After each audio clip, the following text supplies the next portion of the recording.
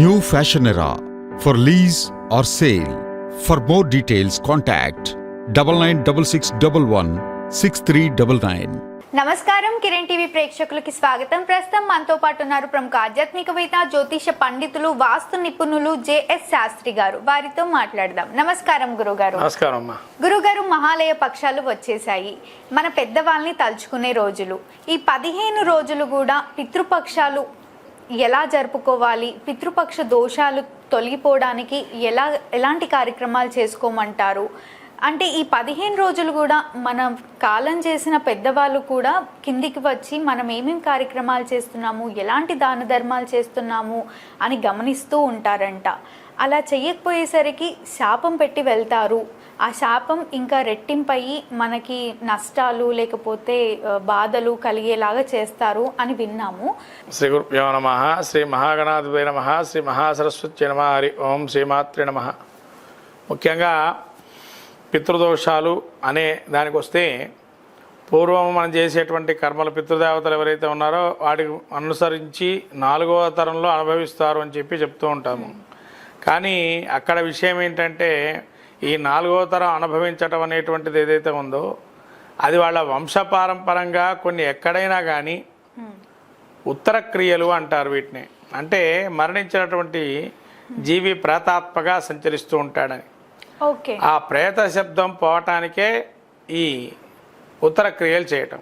అంటే ఉత్తర క్రియలు చేయటం వల్ల ఆ మరణించినటువంటి జీవికి మోక్షపదం కాకపోయినా కనీసం అక్షయలోకాలు కలగాలని. అక్షయలోకాలు అంటే చాలా ఉన్నాయమ్మా మనకు. సత్యలోకమని, భూలోకమని, గోలోకమని, నక్షత్రలోకమని అనేక లోకాలు వెళ్తూ ఉంటారు. పుణ్యాన్ని కొద్దీ ఆ లోకాన్ని పొందుతూ ఉంటారు. అట్లాంటప్పుడు ఈ యొక్క పితృదోషానికి ప్రధానంగా ఈ లోకానికి వెళ్తారా ఇంకో లోకానికి వెళ్తారా అనే విషయానికి వస్తే, ముఖ్యంగా దాన్ని విభజించి చెప్పేటువంటి వారు యమధర్మరాజు. మనిషి చేసేటువంటి పాపపుణ్యాన్ని విభజించి తద్వారా వీరు ఎటు వెళ్ళాలి, పుణ్యానికి తీసుకెళ్ళాలా లేదా స్వర్గాన్ని ఇవ్వాలా లేదా మరి నరక బాధలు ఉంటాయా ఏముంటాయి అనేది.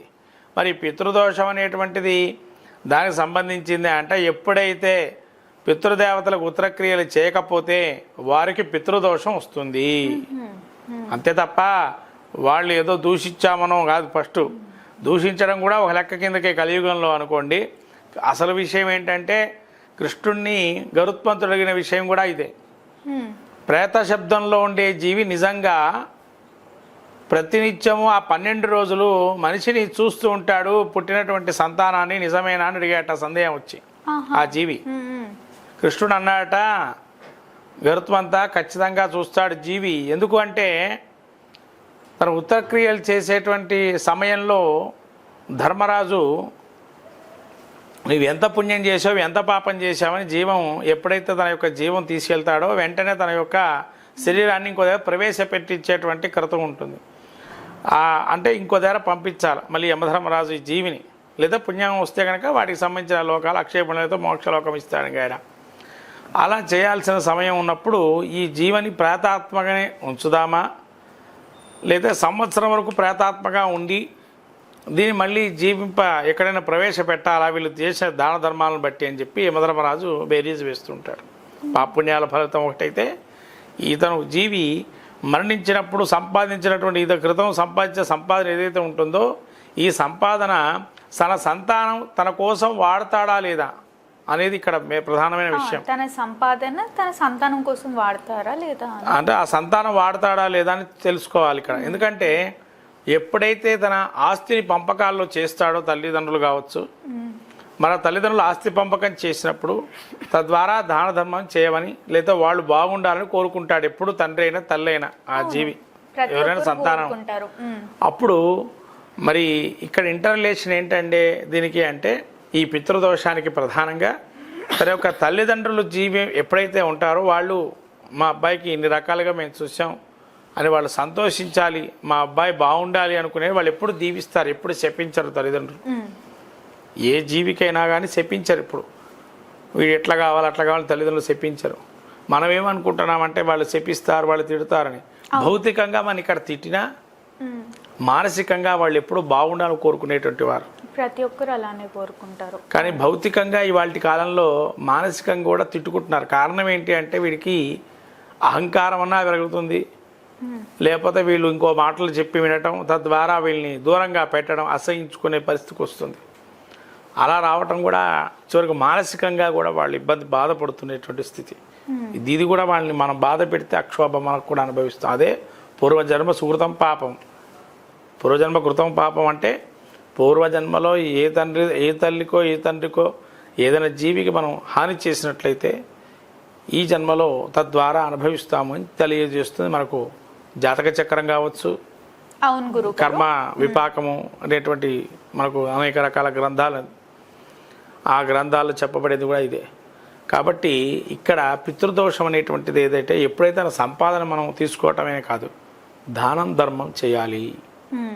మీరు ఇందాక అడిగారు ఏమిటండి ఏది సులభమైన మార్గం కలియుగంలో మనం ఈ పితృదోషాలు పోవాలంటే ఏం చేయాలి? మనం దానం అనేది ప్రతినిత్యం ఉండాలి. ఏం దానం చేయాలండి మరి అంటే నీ దగ్గర ఉన్న దానిలో భోజనం పెట్టు ఒకరోజు, నువ్వు తినే ఆహారాన్ని ఇంకొరికి పెట్టు, లేదా నువ్వు ఏదైనా తింటున్నావు వాడు ఎదుటి మనిషి ఆశించకపోయినా నువ్వు పెడుతూ ఉంటావు చూడు, అదే నీకు 10,000, అదే ఆశిస్సులు నీకు. అప్పుడు ఎటువంటి దోషాలు నీ దగ్గర రావు. ఇంకా పితృదోషాలు రాకుండా సులువైన మార్గం ఏంటి అంటే ప్రతినిత్యము కూడా పెద్దవారిని గౌరవిస్తూ పెద్దవారిని మనం అనేక విధాలుగా వాళ్ళకి కావాల్సిన విధానంగా అన్నీ మనం దానం కానీ ధర్మంగా చూసుకోవటం కానీ. ఇంకా సులువైన మార్గం ఇంకోటి ఉంది, పశ్చాత్తాపడటం. ప్రతినిత్యం పశ్చాత్తాపడుతూ ఉండాలి. అవి ఉన్నప్పుడు మనం ఏం చేయలేదే, లేనప్పుడన్నా వాళ్ళకి మనం ఏం చేయాలి, అదే పశ్చాత్తాపం. ఆ పశ్చాత్తాపం పడితేనే వాళ్ళు ఉద్ధరిస్తూ ఉంటారట పితృదేవతలు. అంటే పశ్చాత్తాపంలో ఉన్న విషయం ఏంటి అంటే భగవంతుడు కూడా అదే చెప్పాడు, పశ్చాత్తాపం ఇచ్చినటువంటి పాపక్షయం ఇంకోటి లేదు అని. పశ్చాత్తాపడితే పితృదేవతలు అయ్యో మా అబ్బాయి ఏడుస్తున్నాడు, మా అమ్మాయి ఏడుస్తుంది, వాళ్ళని మంచిగా చూడాలి, ఉద్ధరించాలి వాళ్ళని. నాయన మాకు నువ్వు చేసిన క్రియ ఎంతవరకు ఉందో అంతవరకు మేము సంతోషం అని చెప్పి వాళ్ళ ఆశీస్సులు ఉంటాయి చూడండి, అది పితృదోషం ప్రధానంగా పోతున్నప్పుడు. అయితే ఎప్పుడైతే దానం ధర్మం చేయడం, పశ్చాత్తాపడటం, ఉన్నదానిలో పెట్టడం, అన్నదానం చేయటం. అన్నదానం అంటే అందరికీ చేయలేం కదమ్మా.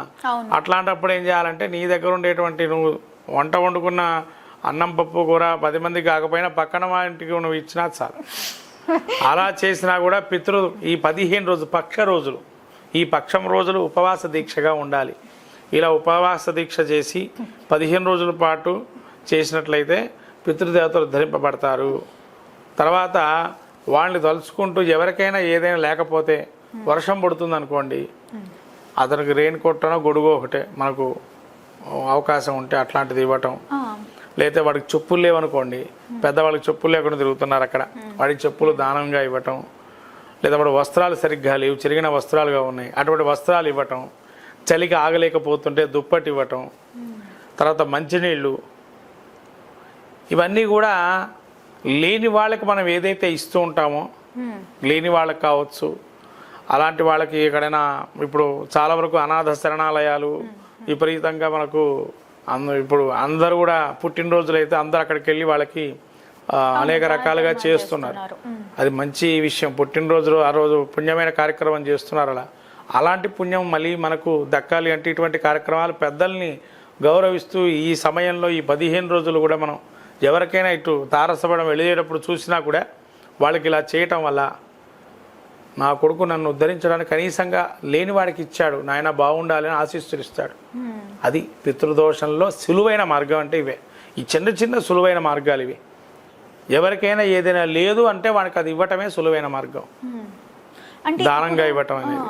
అంటే మనం నైవేద్యం పెట్టే భోజనం కూడా డైరెక్ట్గా మన పెద్దవాళ్ళు వచ్చి స్వీకరించరు, పితృదేవతలు వచ్చి స్వీకరిస్తారు. అది మాంసాహారం అయితే వాళ్ళు ఒప్పుకోరు, శాకాహారం మాత్రమే పెట్టాలి అని విన్నాము. నిజమేనా గురుగారు? ఇక్కడ ఈ పితృదేవత అసలు మహాలయ పక్షం అంటే ఏంటమ్మా? ఈ మహాలయ పక్షం అంటే అన్ని ఇప్పుడుండేటువంటి కలియుగంలో వర్ణాలు అని చెప్పబడినాయి. అనేక వర్ణాల వాళ్ళ తెగలు అంటే అనేక వర్ణాలు కులాలకు సంబంధించినటువంటి వ్యవహారాలు ఉంటాయి. ఇప్పుడు ఇక్కడ మనం చర్చించుకోవాల్సిన విషయం ఏంటంటే మహాలయం అంటే పెద్దదిగా అంటే అందులో ఉండేటువంటి అనేక రకాలైనటువంటి సమూహంతో కూడుకున్నటువంటి పెద్దలు అంటే పితృదేవతలే కాదు, స్నేహితులు, వాళ్ళ యొక్క మన యొక్క ఉండేటువంటి తల్లి తండ్రి వాళ్ళ బంధువులు, తర్వాత మన అక్కాచెల్లెళ్ళ వాళ్ళ బంధువులు, వాళ్ళ అత్తగారు, వాళ్ళ మామగారు, మన బావమర్దులు, బావలు, మళ్ళీ తర్వాత స్నేహితులు, శ్రేయోభిలాషులు, గురుస్థానంలో ఉండేటువంటి వారు, మన యొక్క దాసి మనం నమ్ముకునేటువంటి వారు కొంతమంది ఉంటారు మన ఇంట్లో పనిచేస్తూ, దాసదాసి జనాలు, అటువంటి వారిని అందరినీ కూడా, అంటే మనం అంటే ప్రేమగా ఉండేవారు కొంతమంది ఉంటారు, రహస్యంగా కొంతమంది మనతో ప్రేమగా ఉండేవారు కొంతమంది, వాళ్ళు కూడా గతించే ఉంటారు. అటువంటి వారిని కూడా ఈ మహాలయంలో తలుచుకోమన్నారు. అందుకనే మహాలయ పక్షం అని. అంతేగాని మీరు అన్నట్టుగా మీ యొక్క శాకాహారమే పెట్టాలి, మాంసాహారం పెట్టకూడదు అనే దానికి ఇంకో విషయం చెబుతున్నాను. ఈ మాంసాహారం అనే దానికి వస్తేనమ్మా, ఇక్కడ వాళ్ళు పితృదేవతలకి ఆ తండ్రి ఆ తల్లి ఇష్టమైన పదార్థాలని పెట్టమన్నారు. ఇక్కడ వాళ్ళు ఆశించేది ఏంటంటే, వాళ్ళు ఆశించరు వాళ్ళు బాగుంటే చాలు అనుకునేటువంటి స్వరూపంలో ఉంటారు పైన వాళ్ళ ఆశీస్సులు కూడా. కానీ వాళ్ళు అలా పెట్టమన్నారా అండి? వాళ్ళు ఏం అడగటం లేదు కదా, ఇది పెట్టండి మాకు అదే పెడితే మేము తింటామని అడుగుతాను. కాకపోతే ఏంటంటే వాళ్ళు ఉన్నప్పుడు జ్ఞాపకాలు ఉంటాయి మనకి. ఆ జ్ఞాపకంలో వాడు బాబు ఇది నాకు చాలా ఇష్టమైన నాన్న అంటాడు. అలాంటిది పెట్టడం వల్ల గుర్తు చేసుకొని మరీ పెడుతున్నాడే నన్ను, నా అబ్బాయి నన్ను, నేను ఎంత ప్రేమ అనుకుంటాడు. అది ఆ పెట్టేటప్పుడు, ఆ నైవేద్యంగా పెట్టేటప్పుడు అది శాకాహారం కావచ్చు, మాంసాహారం కావచ్చు, అక్కడ శాఖ అనేటువంటిది భేదాభిప్రాయాలు లేవమ్మా. కానీ ఇప్పటి కాలంలో మరి అవి పెట్టచ్చా పెట్టకూడదా అని అంటే, అందుకనే కదా మనకు అదంతా అయిన తర్వాత అక్కడ ఉండే జంగమ అయ్యగారులు కానీ లేదా వచ్చే పంతులు గారు చేసిన తర్వాత వాళ్ళు నైవేద్యం పెట్టుకోమంటారు. కారణం ఏంటంటే అటువంటివి ఉంటే వాళ్ళు అక్కడ నైవేద్యంగా పెట్టనీరు కాబట్టి శాఖగా దానికి సంబంధించిన ఏదైనా స్వీట్ తీపి పదార్థాన్ని పెట్టి వాళ్ళు బయటికి వెళ్ళిపోతారు. తర్వాత వాళ్ళు నైవేద్యం పెట్టుకోండి అమ్మా అని చెప్పేస్తారు పంతులు గారు. కానీ పంతులు అక్కడ ఉండేటువంటి చేసేటువంటి క్రతువు చేసేవారు. ఎందుకు చెప్తారంటే వాళ్ళకి అది ఇష్టమైన పదార్థాన్ని ఇవ్వటమే వాళ్ళకి సంతృప్తిగా ఉంటుంది. నా గురించి పెట్టాడు అనుకుంటాడు. అందుకని ఏకేచ అస్మత్కులే జాత అపుత్రిణా గోత్రిణామృత తే గృహంతు సూత్రం నిష్పీడనోదకం అంటారు. చివరిలో ఈ యొక్క శ్లోకాన్ని చెప్తారు. కారణం ఏంటి అంటే, ఏకేచ అస్మత్కులే జాత, ఏ కులంలో పుట్టినా ఏ గోత్రంలో నేను పుట్టినను కానీ అపుత్రిణా గోత్రిణామృత, నీకు పుత్రుడుగా నేను మళ్ళీ జన్మలో ఉన్నా ఉండకపోయినా కూడా ఈ సూత్రం అంటే దేవ పవిత్రమైనటువంటి సూత్రం పెడతారు తర్పణ చేసేటప్పుడు.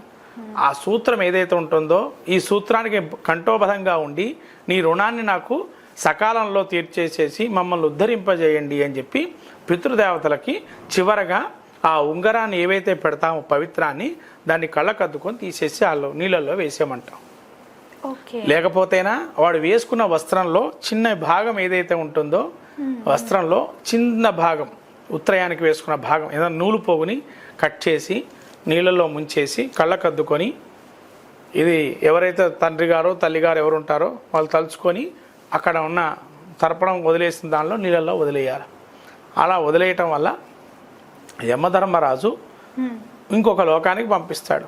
ఇందులో ఉన్న ఉద్దేశం అది ఏంటంటే, నీ రుణాన్ని తీర్చుకుంటున్నారు, ప్రతి ఒక్క జీవిగా నీకు పుట్టినటువంటి వాడు రుణం ఎవరైతే ఉన్నారో వాళ్ళు నీ రుణాన్ని తీర్చుకుంటున్నారు కాబట్టి నువ్వు వీళ్ళ నుంచి ఇక పక్కగా జరుగు అని చెప్పి పితృదేవతల్ని మెల్లిగా పక్కగా జరిపి ఇంకొక జీవిగా వాళ్ళని ప్రవేశపెడతారు, ఇంకొక జీవాత్మగా ఇంకో దగ్గర.